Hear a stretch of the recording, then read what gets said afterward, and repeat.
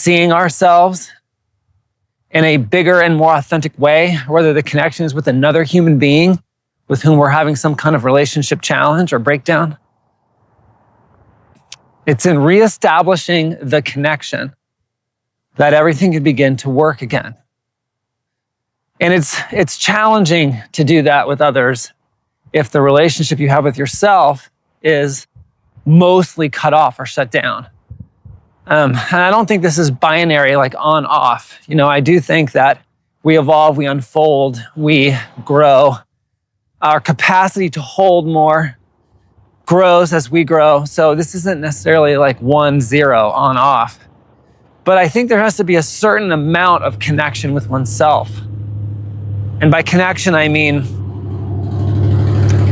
in a healthy way, and your ability to see yourself as a soul, as a being, absent of your judgments about yourself, about the gaps you see between who you are today and who you think you should be or you need to be, or be better if you were, or people would love you more if you were, and that kind of thing.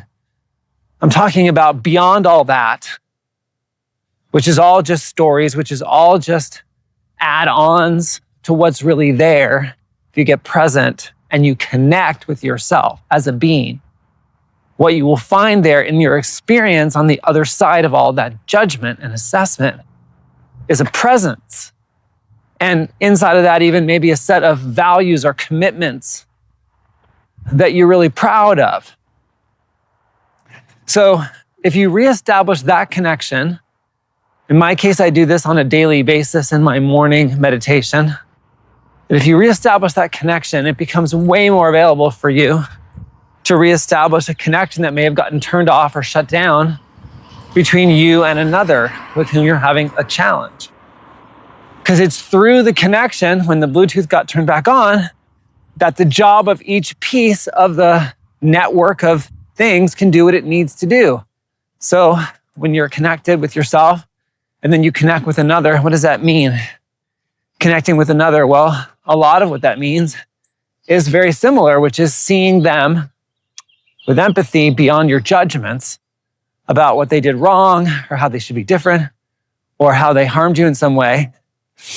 To see beyond those judgments, to see the world as they likely see and experience it.